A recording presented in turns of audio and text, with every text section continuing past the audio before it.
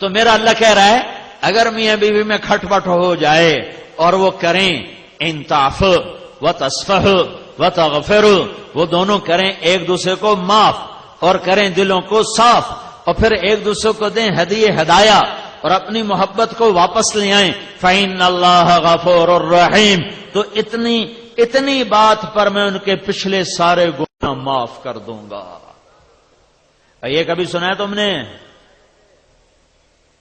نماز پہ گناہ معاف ہوتے ہیں، روزے پر ہوتے ہیں۔ یہ بھی سن لو کہ میرا اللہ تمہیں محبت کے ساتھ رہنا کتنا پسند کرتا ہے کہ اگر میاں بیوی جھگڑ پڑیں پھر صلح کر لیں تو اللہ تعالیٰ دونوں کے پچھلے گناہ معاف فرما دیتا ہے۔